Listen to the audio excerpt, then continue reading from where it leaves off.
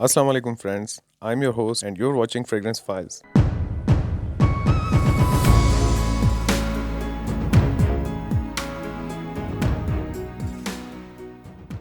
आज जिस फ्रेग्रेंस का हम रिव्यू करेंगे उसका नाम है blue diamond aqua by Ibrahim Al Qureshi.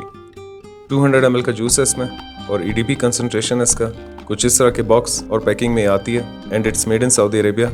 Box को ओपन कर लेते हैं। इब्राहिम अल कुरैशी परफ्यूम्स एक Saudi Arabian based popular fragrance house है जो कि पिछले 95 सालों से भी ज्यादा एम्बर और ऊद बेस्ड परफ्यूम ऑयल्स और फ्रेग्रेंसेस पे काम कर रहे हैं। और इस हाउस की शुरुआत सन 1929 में हुई थी जब इन्होंने अपना पहला स्टोर मक्का मुकरमा में खोला था। और कुछ ही अरसे में इस हाउस ने पूरी दुनिया और लॉन्ग लास्टिंग फ्रेग्रेंसेस की कैटेगरी में एक नाम कमाया और आज गल्फ कंट्रीज के अलावा काफी कंट्रीज में इनकी फ्रेग्रेंसेस सेल हो रही हैं। इस एक्सटर्नल स्लीव को ओपन करते ही आपको कुछ इस तरह का बॉक्स देखने को मिलेगा और इस टाइप की प्रेजेंटेशंस ज्यादातर नीश या डिजाइनर हाउस की फ्रेग्रेंसेस में देखने को मिलता है जिनकी प्राइस 50-60 हजार या उससे ज्यादा की हो। Okay, so here's the bottle. एक डिक्रॉइड ग्लास की बॉटल है जो कि दिखने में काफी हद तक अपने दूसरे फ्लैंकर कलेनन डायमंड आयरस से मिलती जुलती है, मगर ये बॉटल थोड़ी सी ब्लू और क्लाउडी है। और ये फर्क आपको डायमंड कलेक्शन के कंपैरिजन वीडियो में देखने को मिलेगा जो कि इस चैनल पे ऑलरेडी मौजूद है। एक लाइट वेट प्लास्टिक का कैप है इसका जो कि काफी ज्यादा लो क्वालिटी का है और ब्रेकेबल भी। और बॉटल 200 ml होने की वजह से काफी हैवी है। मैं ये सजेस्ट नहीं करूंगा कि कैप की मदद से आप बॉटल को उठाएं। वैसे तो इस हाउस की बहुत सारी फ्रेग्रेंसेस हैं जिन्हें स्क्रीन पे दिखाना मेरे लिए पॉसिबल नहीं होगा, मगर इस डायमंड कलेक्शन में टोटल 4 फ्रेग्रेंसेस हैं जिनमें से 2 के रिव्यू मैं ऑलरेडी शेयर कर चुका हूँ, जिनकी पिक्चर्स मैं आपके साथ शेयर कर देता हूँ। Cullinan diamond Iris by Ibrahim Al Qurashi, black diamond incense by Ibrahim Al Qurashi और ये blue diamond aqua by Ibrahim Al Qureshi.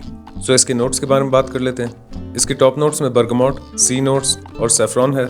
Middle notes में रोजमेरी, इलैंग इलैंग और सिट्रस है। और बेस नोट्स में इंसेंस, मस्क और पचूली है। और अब बता देता हूँ कि खुशबू किस टाइप की है। इसका फर्स्ट इंप्रेशन कुछ इस तरह का है कि जैसे ही आप इसको स्प्रे करेंगे तो इसकी शुरुआत में आपको थोड़े से सिट्रसी नोट्स के साथ ओशियानिक नोट्स फील होंगे। 1 से 2 मिनट के बाद जब इसकी ओपनिंग सेटल डाउन होगी तो इस फेज में आपको ओशियानिक नोट्स, सैफरॉन और वुडी नोट्स के साथ बहुत ही ज्यादा स्ट्रॉन्ग पचूली और एक रफ लेदर का नोट फील होगा। और अपने ड्राई डाउन आने पर इसमें लेदर, पचूली, वुडी और मस्की नोट्स फील होंगे।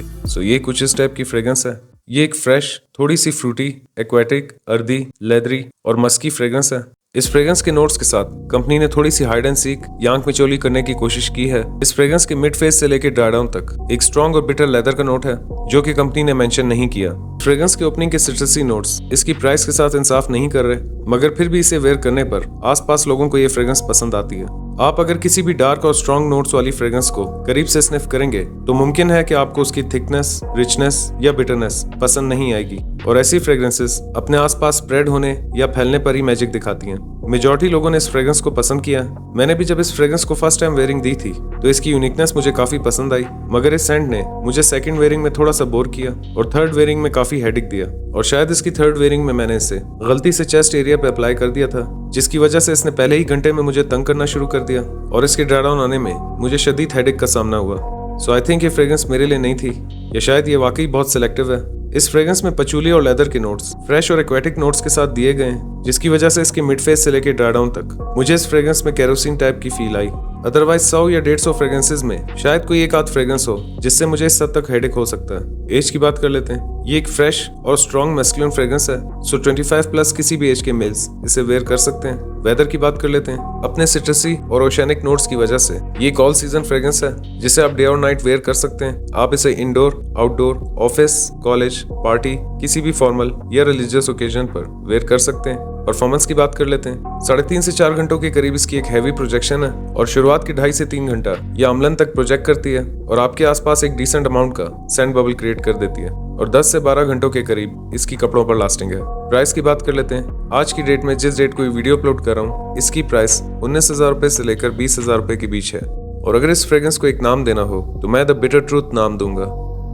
इसे रेटिंग दे देते हैं। सेंट प्रोफाइल को मैं दूंगा 8 आउट ऑफ 10, प्रेजेंटेशन को मैं दूंगा 8.5 आउट ऑफ 10, प्रोजेक्शन को मैं दूंगा 8.5 आउट ऑफ 10, लास्टिंग को मैं दूंगा 8.5 आउट ऑफ 10 और प्राइस को मैं दूंगा 7 आउट ऑफ 10। इस फ्रेग्रेंस के साथ मेरा कोई अच्छा एक्सपीरियंस नहीं रहा, मगर मैं फिर भी ये नहीं कहता कि ये एक बुरी फ्रेग्रेंस है।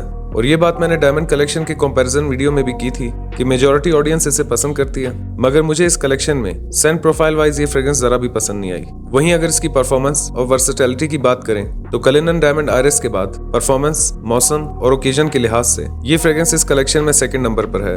और अगर मुझे चूज करना हो तो नंबर 1 पे ब्लैक डायमंड इंसेंस, नंबर 2 पे कलिनन डायमंड आयरिस और नंबर 3 पे ब्लू डायमंड एक्वा चूज करूंगा। सो जैसा कि मैंने कलिनन डायमंड आयरिस और ब्लैक डायमंड इंसेंस की रिव्यू के एंड में उन डायमंड्स की हिस्ट्री शेयर की थी, सो इस वीडियो में आपके साथ ब्लू डायमंड की हिस्ट्री शेयर कर देता हूँ। सो रिकॉर्ड्स के मुताबिक अब तक का सबसे पहला और पुराना ब्लू डायमंड सन 1666 में आंध्र प्रदेश की एक माइन कुलूर माइन से दरियाफ्त हुआ था, जो कि 45.52 कैरेट का था और कलर में फैंसी डार्क ग्रे और थोड़ा सा ब्लू शेडेड था। जब ये डायमंड पहली बार दरियाफ्त हुआ तो इसे नेचुरल ब्लू डायमंड का नाम दिया गया, मगर कहा जाता है कि दरियाफ्त होने के 2 साल बाद ही इसे टेवर्नियर नाम के एक शख्स ने चुरा लिया था, जो कि पेशे से एक जेम मर्चेंट था, और इस नेचुरल ब्लू डायमंड को चुराकर उसने ये डायमंड किंग लुइस द 14 को बेचा और उस वक्त इसका नाम टेवर्नियर डायमंड रखा गया और अब ये होप डायमंड के नाम से काफी मशहूर है। 1950 से लेके अब तक काफी मेथड्स और टेक्निक्स इजाद हुई हैं जिससे किसी भी नेचुरल डायमंड के कलर या अपीयरेंस को चेंज करके इनहेंस किया जा सकता है, मगर इस तरह की अल्ट्रेशन या प्रोसेस के बाद वो एक इनहेंस्ड डायमंड कहलाता है और ऐसे मॉडिफाइड या इनहेंस्ड डायमंड्स की मार्केट में रीसेल वैल्यू नहीं है। So that's it for today. I hope you like this video. अगर आप इस वीडियो को फर्स्ट टाइम देख रहे हैं तो वीडियो को लाइक करें, चैनल सब्सक्राइब करें, मेरा काम पसंद आए तो आगे शेयर करें। मैं मिलूंगा एक नए वीडियो में। अपना ख्याल रखिएगा and keep smelling awesome. Allah Hafiz.